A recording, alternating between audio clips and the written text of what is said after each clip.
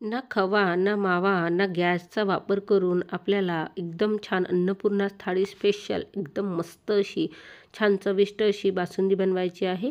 सुमधुर बासुंदी कशी बनवायची ते आपण आज बघणार आहोत। एकदम कमी वेळामध्ये तयार होणारी चविष्ट अशी छान बासुंदी आपण बनवूया। चला तर आता व्हिडिओला आपण सुरुवात करूया।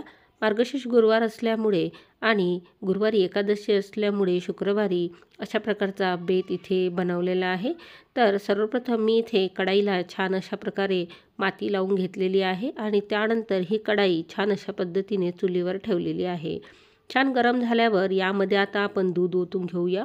अगोदरल्या दिवशी दूध आणून छान गरम करून घेतले होते, त्यामुळे त्याला साय आलेली होती। आता या साईला छान असे चम्मचने फेटून घेऊया, म्हणजे छान क्रीमी दूध यामध्ये पडेल। आता चुलीवर ठेवल्यामुळे एकदम मस्त असा दुधाला फ्लेवर येणार आहे आणि एकदम कमी वेळामध्ये छान जाळ लागल्यामुळे आपली बासुंदी कमी वेळातच तयार होणार आहे।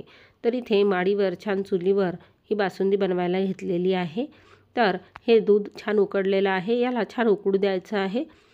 नेहमी ढवळत राहायचं आहे आणि याच पद्धतीने आपल्याला नेहमी फिरवायचं आहे। चम्मचच्या साहाय्याने एका साईडने दूध आपल्याला फिरवायचं आहे। मेन्शन केल्याप्रमाणे चम्मच मी जसा दाखवला त्याप्रमाणे दूध हे खाली येईपर्यंत छान आटायला हवं। दुधाला छान उकळी आलेली आहे आणि एकसारखं दाटसर दूध आपलं उकळत आहे। यामुळे बासुंदीचा फ्लेवरही छान येतो आणि दूध अशा पद्धतीने उकळल्यामुळे त्यामधील जे तत्व आहेत तेही खूप छान मिसळले जातात आणि दूध छान आटलं जातं। आपलं दूध छान आटलेलं आहे आणि इथे ड्रायफ्रूट्स, विलायची आणि साखर ही मी घेतलेली आहे। 1 वाटी साखर इथे टाकत आहे। हे दूध 1.5 लिटर होतं, तर उकळल्यामुळे हे अशा पद्धतीने आता झालेलं आहे। या प्रमाणात मी साखर वापरलेली आहे। त्यानंतर इथे विलायचीसुद्धा टाकून घेतलेली आहे। आता दुधाला छान उकळू द्यायचं आहे। साखर छान आटल्यानंतर यामध्ये ड्रायफ्रूट टाकायचे आहेत, म्हणजे आपलं साखर टाकल्यावर पाणी होतं थोडंफार दुधामध्ये, ते आटून जातं आणि त्यानंतर बासुंदीला एक छान असा कलर आणि रंगही यायला मदत होते।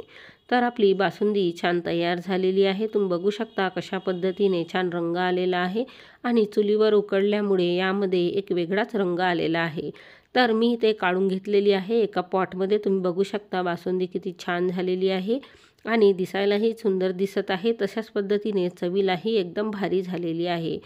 एका वाटीमध्ये आपण काढून घेऊया, बघूया किती छान दाटसरपणा आलेला आहे।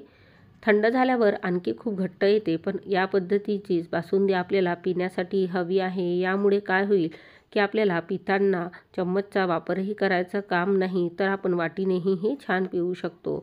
मी इथे अन्नपूर्णा थाळी बनवलेली आहे, कारण की मला देवीला नैवेद्य दाखवायचा होता, तर मी अशा पद्धतीने एक थाळी सजवलेली आहे। यामध्ये वरण, भात, भाजी, पोळी, मीठ, कांदा आणि तळणीचे 2 पदार्थ ठेवलेले आहेत। त्याचबरोबर बनवलेली बासुंदीसुद्धा ठेवलेली आहे। आता इथे पोळी आणि भाजीसुद्धा वाढून घेऊया। या पद्धतीने अन्नपूर्णा मातेला मी आज नैवेद्य दाखवलेला आहे।